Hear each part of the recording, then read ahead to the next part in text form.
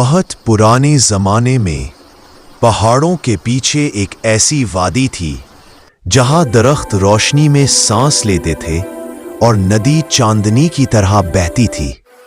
لیکن اس رات اس وادی کے دل میں ایک ایسا راز جاگ اٹھا جس نے ایک کم عمر لڑکے سہران کی پوری تقدیر بدل دی۔ بہت زمانہ پہلے دور دراز ممالک عجائبات سے بھرے ہوتے تھے۔ انہی پہاڑوں کے پیچھے ایک پوشیدہ خطہ تھا، جادوئی مقام وادی نور، جہاں درخت، ندیاں اور پتھر نرم روشنی سے دھڑکتے تھے۔ اسی پراسرار وادی میں ایک لڑکا رہتا تھا، سہران، بہادر، نرم دل، لیکن دل میں چھپے رازوں کو محسوس کرنے والا۔ باپ کی انتقال کے بعد ماں نے اسے محبت اور ہمت دی، مگر سہران کے دل میں ہمیشہ محسوس ہوتا کہ وادی میں کوئی بڑا راز چھپا ہوا ہے۔ ایک رات گھنے سیاہ بادل چھا گئے، فضا ساکن ہو گئی۔ اسی رات سہران نے ندی کے کنارے سے بلورین گھنٹی جیسی آواز سنی۔ وہ چمکتے پتوں اور دھند میں سے گزرتا ندی تک پہنچا اور وہاں روشنی یکدم تیز ہونے لگی۔ پانی کے اوپر ایک نوری مخلوق تیر رہی تھی، قد میں بچے جتنی، چہرہ روشنی سے بنا ہوا اور پروں میں ایسے چاندنی کے دھاگے بنے ہوئے جیسے وہ خود چاند سے اترے ہوں۔ سہران حیرت سے ساکت رہ گیا۔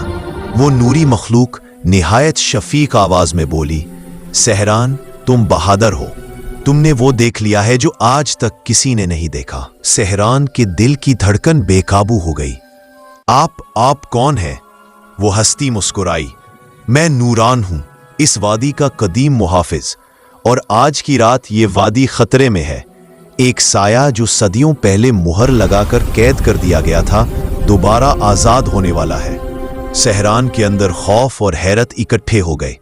لیکن میں کیا کر سکتا ہوں؟ میں تو صرف ایک لڑکا ہوں۔ نوران کے پر اور بھی روشن ہو گئے۔ اس نے اپنا نرم ہاتھ سہران کے سینے پر رکھا اور کہا، صرف وہی دل اس اندھیرے کو مٹا سکتا ہے جو مکمل روشنی سے بھرا ہو، اور وہ دل تمہارا ہے۔ نوران اسے ندی کے اندر ایک چھپے ہوئے راستے تک لے گیا، ایک راستہ جو صرف روشنی کے لمس سے ظاہر ہوتا تھا۔ بہتے ہوئے پانی کے نیچے ایک قدیم پتھریلا پل اور اس کے نیچے ایک سیاہ دروازہ تھا جس پر دھندلی سی چمک تھی۔ سہران قریب پہنچا تو وہ دروازہ خود بخود کھل گیا۔ اس سے سرد ہوا کا ایک جھونکا باہر آیا۔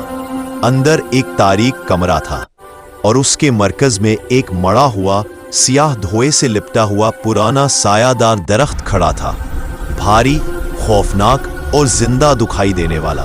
وہ دھڑک رہا تھا جیسے اس میں کوئی شوتر جان بستی ہو۔ نوران نے سرگوشی کی، یہ سایہ قدیم برائی کی آخری گونج ہے، اسے پاک کرنا صرف تمہارے بس میں ہے۔ سہران تھرا گیا، مگر پیچھے نہ ہٹا۔